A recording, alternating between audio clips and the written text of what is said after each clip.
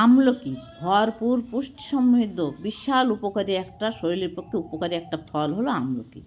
আমলকিটা টক মিষ্টি একটু কষ স্বাদের আছে, কিন্তু আমলকিটা এইভাবে যদি আমরা জেলি করে রাখি বহুদিন এই জেলিটা খাওয়া যায়। তাই আমলকিগুলো প্রথমে আমি সিদ্ধ করে নিয়েছি, এর দানাগুলো এরকমভাবে ছাড়িয়ে নিতে হবে। নিয়ে তারপরে এখানে আমলকিগুলো কড়াইতে দিয়ে এইবার এখানে একটু জাল দিয়ে নিতে হবে।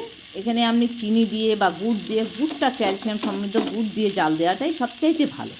গুড় দিয়ে এখানে কিছুটা আমি জাল দিয়ে নেবো, তাই কিছুটা এখানে গুড় দিয়ে দিচ্ছি।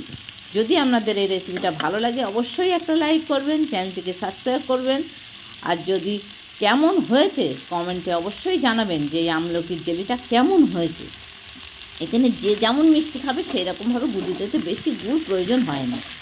তাই আমি খানিকটা গুড় দিয়ে দিলাম। আর টক মিষ্টি ব্যালেন্সের জন্য একটু নুন দিতে হবে, নুন না দিলে হয় না টকে। এইবার খানিকক্ষণ এইরকমভাবে দেখুন জাল দিয়ে নিচ্ছি। এরকমভাবে একটু জাল দিয়ে নিতে পারলে আমাদের আরেকটু জাল দিতে হবে। যদি আপনাদের এই রেসিপিটা ভালো লাগে সব বেশি বেশি মানুষের সাথে শেয়ার করে দেবেন, অনেকেই দেখতে পারবে, তাহলে জানতে পারবে যে আমলকির জেলিটা খেতে কত সুন্দর আর কিভাবে তৈরি করতে হয়। দেখুন এখানে একটু ভিনিগার দিয়ে দিলাম, যাতে আমলকির আচারটা অনেক দিন, যে জেলিটা করে অনেক দিন আমরা রেখে দেওয়া যায়। এরকমভাবে জেলি করে রাখলে ভাত, রুটি বা যে কোনো কিছুর সাথে খেতে খুব খুব টেস্ট হয়।